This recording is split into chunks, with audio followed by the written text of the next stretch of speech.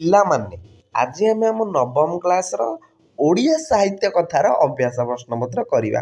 ନହେଲେ 1 ନମ୍ବର ପିଲାମାନେ ମାଟିର ମହାକବି କିଏ କିରେ? ସାରଳା ଦାସ ତ? ତାହେଲେ 2 ନମ୍ବର ଏଇଠି ପିଲାମାନେ ପ୍ରାୟତଃ ତମେ ମନେ ରଖିବ କବିମାନଙ୍କ କଥା। କବି ଜଗନ୍ନାଥ ଦାସଙ୍କୁ ଅତି ବଡ଼ି ଉପାଧି କିଏ ଦେଇଥିଲେ? ଶ୍ରୀ ଚୈତନ୍ୟ ଦେଇଥିଲେ। 3 ନମ୍ବର ଲକ୍ଷ୍ମୀ ପୁରାଣ କେଉଁ କବିଙ୍କର କୃତି? ଲକ୍ଷ୍ମୀ ପୁରାଣ କିଏ ଲେଖିଥିଲେ? ବଳରାମ ଦାସ। 4 ନମ୍ବର ଦୀନକୃଷ୍ଣ ଦାସଙ୍କର କେଉଁ କାବ୍ୟଟି କ ଆଦ୍ୟ ନିୟମରେ ରଚିତ?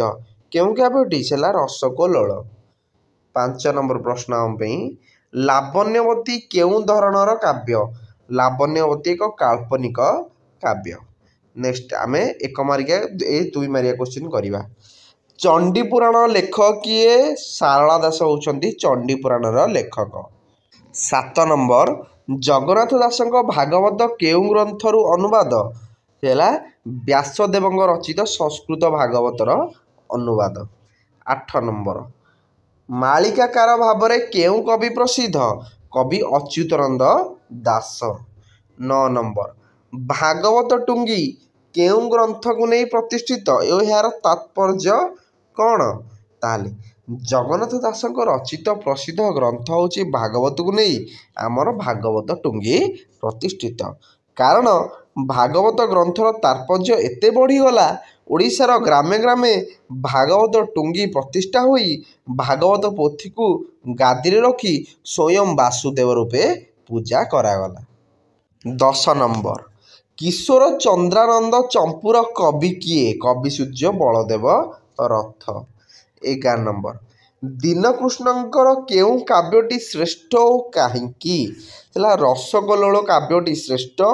କାରଣ କ ଆଦ୍ୟ ନିୟମରେ ରଚିତ ଏହି କାବ୍ୟ ପଦଲାଳିତ୍ୟ ଅନନ୍ୟ ଓ ଏହାର ପ୍ରତ୍ୟେକ ଛାନ୍ଦ ଶ୍ରବଣ ସୁଖଦାୟୀ ଭାବ ସୃଷ୍ଟି କରିବାରେ ସମର୍ଥ। ପ୍ରତ୍ୟେକ ଛାନ୍ଦ ଏହାର ଶୁଣିବାରେ ବହୁତ ଆନନ୍ଦ ଲାଗେ। 12 ନମ୍ବର କବି ଅଭିମନ୍ୟୁ ସାମନ୍ତସିଂହାର କେଉଁ ଧର୍ମ ପ୍ରତି ଅନୁରକ୍ତ ଥିଲେ? ହେଲା ଗୌଡ଼ୀୟ ବୈଷ୍ଣବ ଧର୍ମ ପ୍ରତି ଅନୁରକ୍ତ ଥିଲେ। 13 ନମ୍ବର ପ୍ରଶ୍ନ ଶ୍ରୀ ଚୈତନ୍ୟ ଓଡ଼ିଶାକୁ କେବେ ଆସିଥିଲେ? ତାଙ୍କର ଧର୍ମମତ କିପରି ଓଡ଼ିଆ କବିମାନଙ୍କୁ ପ୍ରଭାବିତ କଲା? ଶ୍ରୀ ଚୈତନ୍ୟ ଓଡ଼ିଶାକୁ 1510 ଖ୍ରୀଷ୍ଟାବ୍ଦରେ ଆସିଥିଲେ। ତାଙ୍କ ଦ୍ୱାରା ପ୍ରଚଳିତ ପ୍ରେମ ଧର୍ମରେ ପ୍ରଭାବିତ ହୋଇ ଓଡ଼ିଆ କବିମାନେ ରାମଚରିତ, କୃଷ୍ଣଚରିତ ଓ ଜଗନ୍ନାଥ ଭାବନାକୁ ଉପଜୀବ୍ୟ କରିବା ସହିତ କାଳ୍ପନିକ କଥାବସ୍ତୁକୁ ନେଇ କାବ୍ୟ ରଚନା କଲେ। 14 ନମ୍ବର ଉପେନ୍ଦ୍ର ଭଞ୍ଜଙ୍କର 5ଟି କାଳ୍ପନିକ କାବ୍ୟର ନାମ ଲେଖ। ସେ ହେଲା ଲାବଣ୍ୟବତୀ, କୋଟି ବ୍ରହ୍ମାଣ୍ଡ ସୁନ୍ଦରୀ, କଳା କୌତୁକ, ରସିକ ହାରାବଳୀ, ତ୍ରୈଲୋକ୍ୟ ମୋହିନୀ। 15 ନମ୍ବର ପ୍ରଶ୍ନ ବୈଦେହୀଶ ବିଳାସ କାବ୍ୟର କବି କିଏ? ଏଥିରେ କେଉଁ ବିଷୟ ବର୍ଣ୍ଣିତ? ଏହାର କବି ହେଉଛନ୍ତି କବି ସମ୍ରାଟ ଉପେନ୍ଦ୍ର ଭଞ୍ଜ। ଏଥିରେ ମର୍ଯ୍ୟାଦା ପୁରୁଷୋତ୍ତମ ଭଗବାନ ଶ୍ରୀରାମଚନ୍ଦ୍ରଙ୍କ ଚିନ୍ମୟ ଚରିତ ବର୍ଣ୍ଣନା କରାଯାଇଛି।